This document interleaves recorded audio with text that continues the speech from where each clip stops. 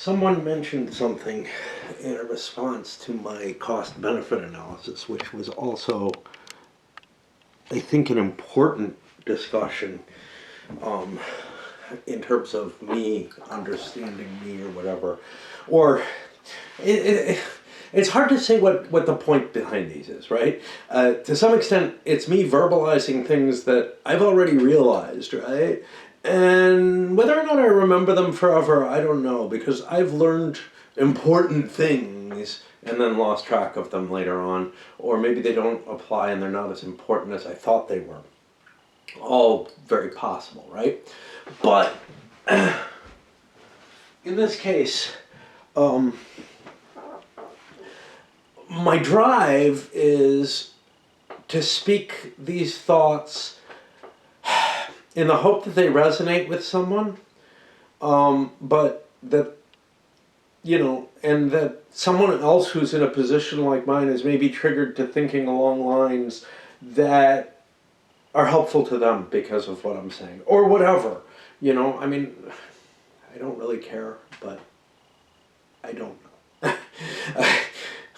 Whatever I say is just a mask anyway. I mean, a person is a collection of behaviors, and there's nothing underneath, at least this person. But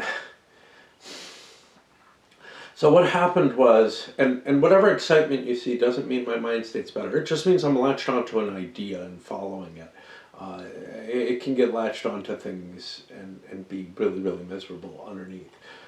And I can seem like I'm, on the verge of crying and actually be in pretty good shape, comparatively. So don't take anything in the visage as of any indication of anything. There's a reason I became an actor for a while. So someone responded to the cost-benefit analysis with something that was clearly wrong to me. I don't remember what it was. Oh yeah, Schadenfreude, whether or not I am taking pleasure in my own misery. And here's the thing. It highlighted something important to me. I don't take pleasure in the stuff that really makes me miserable. I take pleasure in my pain. Or I take some pleasure in my pain. The emotional pain feels more like living than almost everything I do. Now, when I can go out dancing and be drunk, when I'm sitting on the porch and drinking alcohol and, dancing or singing, when I'm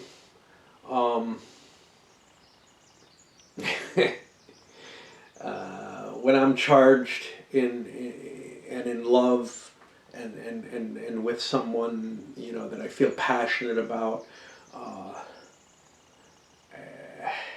maybe in the midst of a fight. There are just these certain slices that feel very, very alive. And the grief, the pain, when it hits the hardest, it feels that way. It's something that I don't know what to say. It's horrible and it's wonderful at the same time, right? But you're very much alive in that moment.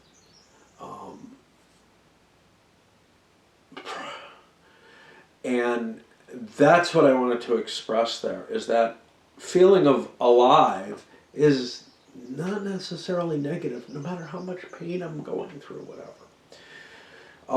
The part that I hate, that I do not seek, that I wish would just be taken from my shoulders, and obviously it can't be, but it's what when you say, hey, grow up, yeah, this is what I haven't learned to do, is to accept the misery of existence, the day-to-day things, whatever they are.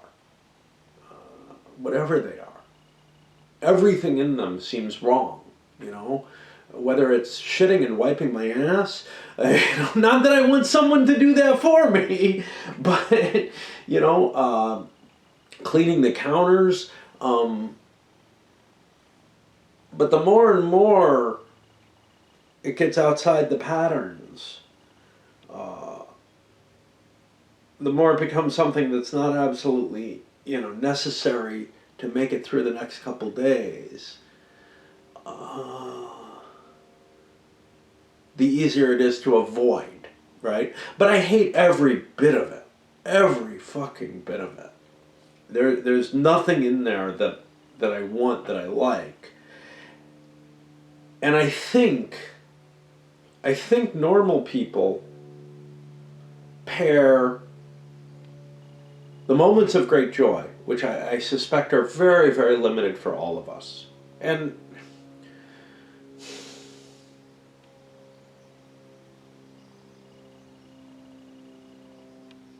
they might be greater than I think. When you're out for a walk and you see something beautiful.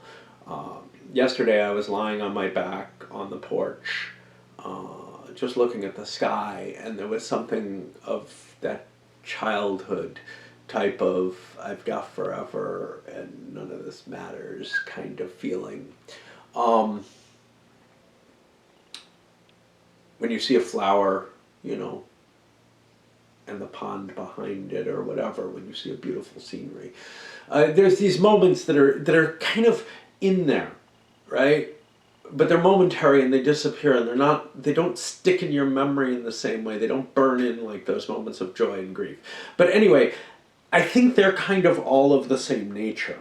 But when you balance those, I think your normal person balances the moments of great joy to the moments of great grief. And, maybe the component things like, happiness in just seeing a child playing in the playground with something kind of similar, like the disappointment of not being able to go somewhere because it's raining, whatever. I think there's that kind of correlation between the events and that kind of balancing. That's not how it works for me, right? So for me, it's almost the intensity. I don't pair by the intensity. The intensity is how good something is. Which is to say that the moments of great joy I prefer to the grief. Don't get me wrong there. But they feel like the same kind of thing, and they show me that I'm alive and that maybe life has meaning, because I'm really feeling something. When we go to comfort, when we go to the day-to-day positives, and somebody mentioned, hey, why don't you watch sports? I got plenty of things that I call that drowning, right? If I'm playing video games, if I'm playing the games here, a number of things that are pastimes that I choose, but I feel some duty to, maybe. And sports would fall under that. They are not necessarily a positive at all. They're just sort of this is what I do to drown, to avoid remembering the shit of the day-to-day existence, right?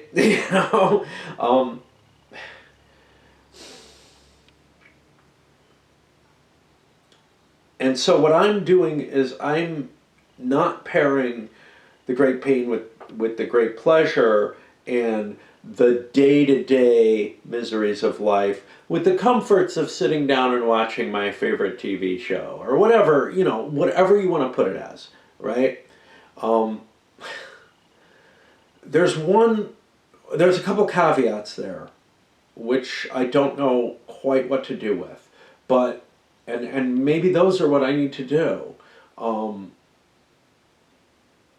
But when I compare the things that I choose to do to waste my time versus the miseries of maintaining a life, well, the things that I choose to do to waste my time don't seem like a net positive.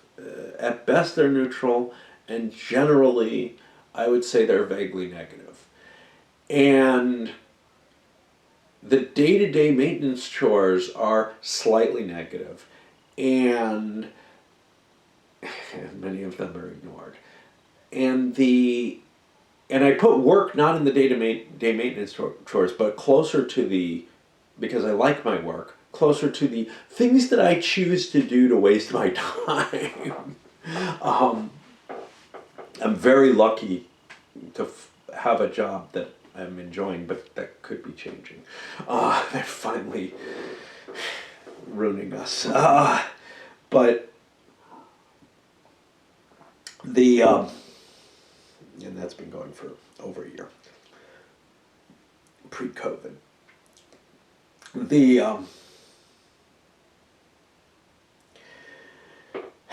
The things that are really, really hard for me to cope with, which are pattern-breaking tasks that nobody wants to do. Well, I think those are things, along with the day-to-day maintenance, that people can kind of say, well, that balances out with the things I kind of like to do. Not the big vacation. I never take vacations, maybe. That's the problem. I don't like them when I do. You know, I mean, not enough. I think that people have that balance in their mind of, you know what, I'll go, I'll make this phone call and then I'll have myself a beer and watch the football game. It's like,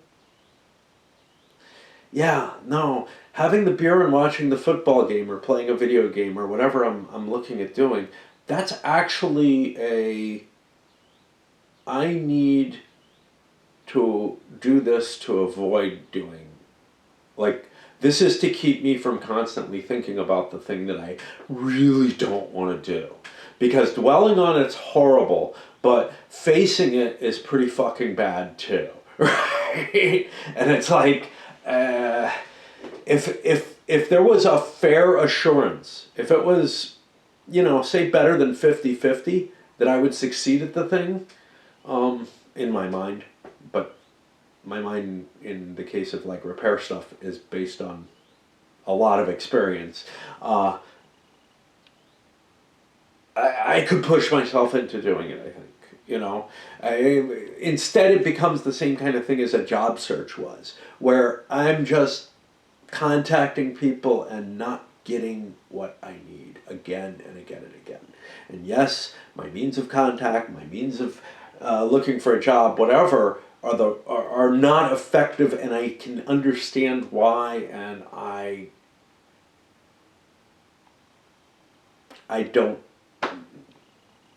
have a good answer as to why I don't just conform to, it's similar to how I will not go up to someone and try to use, pattern opening lines. And honestly, I'm not talking about, you come here off. I would, in the sense that I know that I could pull that off in a mocking sort of way. There are things that I feel blocked from doing in terms of just like this mental block. And I don't know if it's morality, if it's, I don't know what it is, but it feels on similar lines to like, you can't have my blood, It's like a no, this cannot, or I will die here, because I have decided that. It's like, but I don't know the reasons behind it. And I mean, I could come up with both noble and ignoble ones, and I trust the ignoble ones more, but I'll spout the noble ones.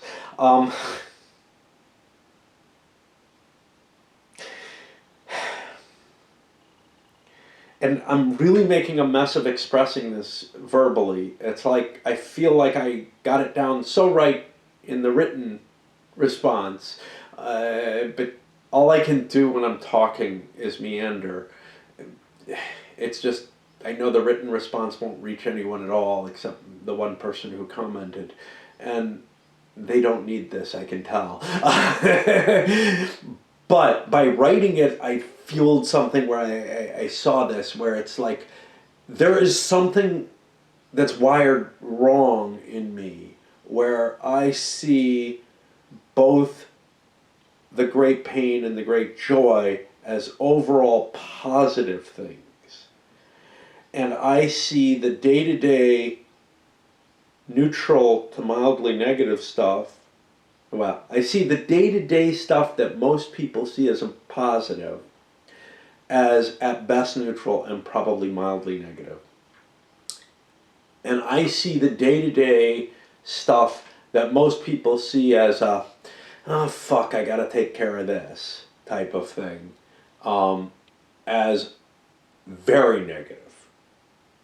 Now, there's a lot more of the negative stuff than there is of the positive stuff, even if you include the grief. And maybe what that means is I should be taking a high-risk life, you know? Maybe I should have run off and become a soldier and gone into war zones where I would be facing that intense living all the time. And, you know, trust me, I thought about it. I thought about it. But, well, soldiering of that nature wasn't really an option when I was, you know, coming out of high school. What they wanted to offer me was, they wouldn't offer me what I would accept, and what they wanted to offer me was all this kind of, you know, technical but non-officerial type stuff, because you have to go through college essentially to be an officer. Except through a different route. But anyway, none of that, and I'm glad I didn't, because I don't like what the Army does, the brainwashing aspects of it. You know, I mean, we're all brainwashed by society as a whole, but like, I never want to get rid of and lose the who I am, and that may be what's at stake here, right? What's at stake with every one of these things is that is who I am, and I don't want to lose that. It's almost like I almost feel like I can put every decision back to that. Like, I don't want to take drugs that I don't understand, you know. I don't mind testing out certain things, but I sure the hell don't want to take stuff that's meant to alter who I am and is meant to do this quick switch over. You know, that's different from like, yeah, you know, I'll try a little of that and see what it affects me. Usually those try a little of that are like, that can be dangerous. I don't want to ever do that again because I could get addicted to that. Or, I learned something interesting from that, you know? But when we're talking about, well, let's try a prescription of this and alter who you are. Yeah, that's frightening. And I've seen people who are altered. Now, it may be just that I'm attracted to, want to be around people like me who are living on that edge of misery, who really can barely hold on to existence for the most part. And maybe that's the only kind of people that I feel a connection with. But again, you know, I don't want to change what I am and who I am. And that's important. And in a way, even developing patterns, I know, is a means of like changing who you are. Because what is a person? A person is a bundle of externally exhibited activities. You know, whatever you want to say there. And I mean, if that's all you are, if there's nothing inside, what the hell? Why am I worried about it changing? Yeah, it's fucked up. It's fucked up. It's like trying to align all the things is a hard job, but red flags go up when you're playing with and tinkering with something that I say, that's too close to what is actually important. That cannot be messed with. And some people are like, well, you're just intransigent, you won't take advice that's good for you. It's because of the fucking red flags. They're saying that I am going to fundamentally change. I won't be this thing anymore. If I could stop being this thing anymore, if that was an option, isn't that the choice of suicide? And that's the I don't get it, right? I mean, with my wife, I don't get it because, but, theory of mind and all that, I don't understand being willing to let go of the thing I am. That's why it has to be a transition. It can't be just death and a leap into the unknown. It has to be, I maintain what I am as I go forward. Doesn't matter, give me heaven, give me hell. It doesn't matter as long as I'm what I am. And I think that's at the root of why I am incapable of killing myself, no matter how fucking bad it gets, is that it's the same shit. I can't fundamentally alter what I am. I have been this forever, and I will be it forever. But that wasn't the point of this, but we wandered into something else that I think is important, and that maybe is another piece of self-realization. But I do think it's interesting that, I haven't made that correlation between what is, if I were to rank things on a level of good to bad, severe emotional pain is above most things. So if you're looking at the balance, it's very, very rare things that I give in the positive column, including things people normally make negative. And the most common stuff is on the negative side, for the most part. Now, like I said, there were some exceptions. I really love to read certain fictions. It's not like, sometimes they transport me, sometimes they actually modify some of those patterns and behaviors. Maybe that's why I don't read. I really can force myself into a very pleasurable state by being drunk and listening to music. Other things are more difficult to arrange, right?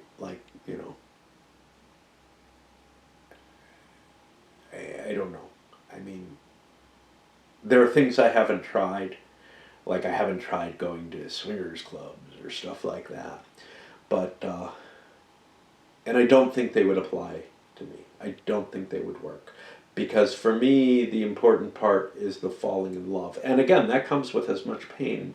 If you want to keep cycling through it, right? This is not something I've done either. But if you want it to be like, oh, I want to fall in love, and then I'd go through that heartache, and that would be good too. And then I can fall in love again, and then I can go through the heartache again.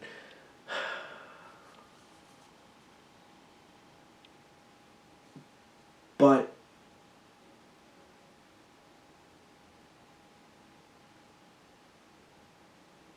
that doesn't sound pretty to me. And in terms of that particular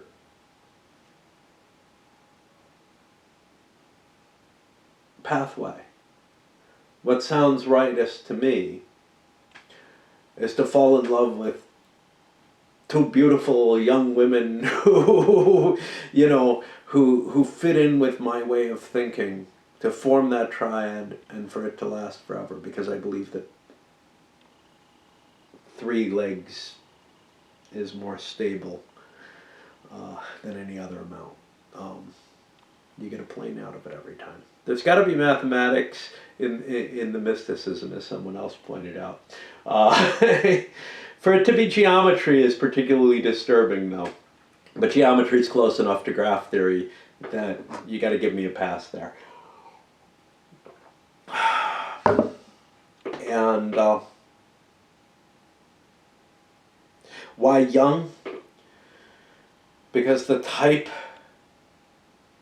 that I appeal to and that appeals to me, the type that I serve a purpose to, doesn't tend to survive very long.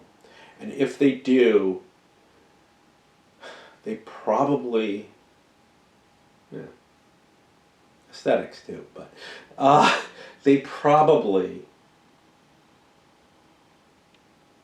and mindset, they probably have learned certain coping strategies that would get deeply in the way of being able to commune properly with me. And that's the thing, like,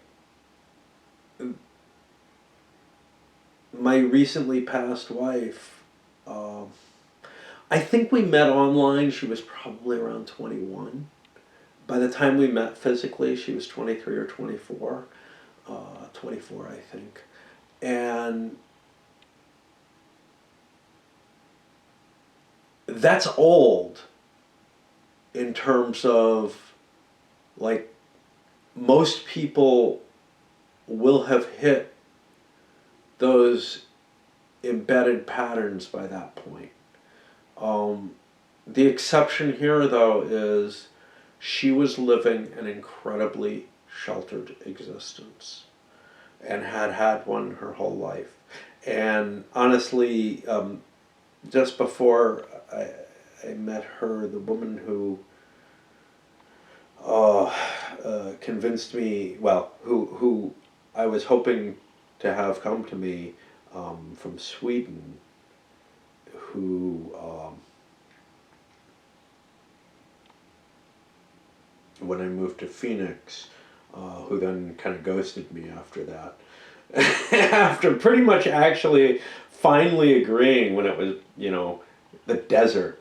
But I understand that completely. Like, whether they were real or not, if they were real, I do understand it completely, because how do you fucking make that decision? But again, she also was in her 20s and was living an incredibly sheltered life. And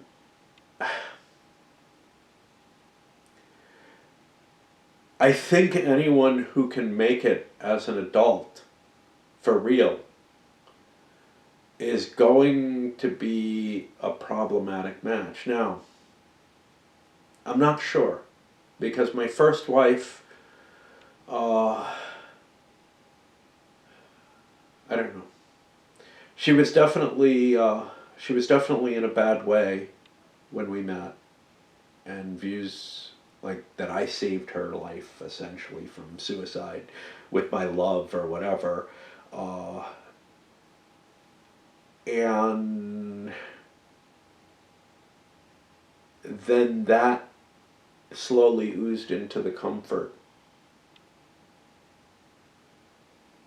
and I couldn't see that wasn't. See, that's the thing. The comfort's, I think, an answer for me and acceptable for me. Not great, but it's acceptable. But I'm no longer giving what I need to. And with this wife, it was almost all we ever had. But I don't know. I don't know where to turn from that, because the comfort was not enough to make me not miserable.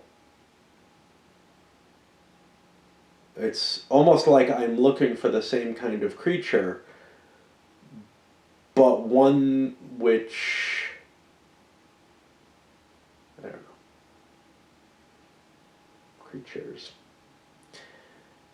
Because for me, I think the danger is that slipping into that comfort zone will take away what they need. And it's not what I really need.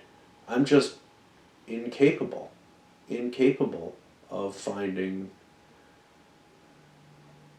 of making change.